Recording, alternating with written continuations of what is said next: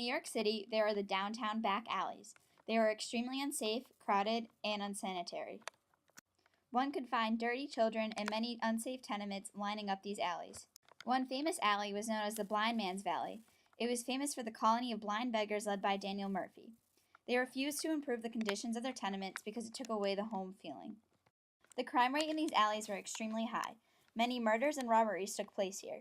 One improvement of this was an installation of sewer gratings because the old big vaulted sewers were a way for thieves to escape the city.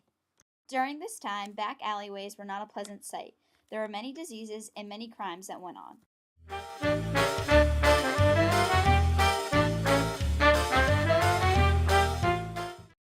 Soon, many Italian immigrants flooded New York City in hopes of the American dream.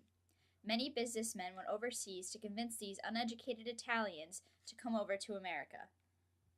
These immigrants soon found work for railroad contractors in trimming ash cows.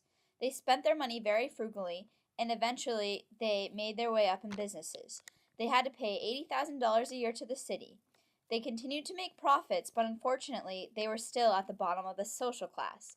Crime rates rose because Italians were known for gambling.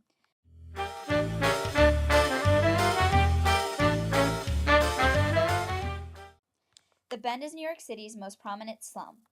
It once had many cows grazing, but now it's the home of many terrible tenements. It was said that only 24 of the 609 tenements are cleared to be in decent condition. All sorts of immigrants and cultures inhabited the Bend. There were Italians, Jews, and Irishmen. Although known for being a slum, there were many markets in the Bend. There were things like fish and tobacco, just about anything that someone could sell. Women did most of the work at these markets, and the men watched while smoking their cigars. Unfortunately, with poverty comes crime. The crime rates and murder rates in the Bend were very high.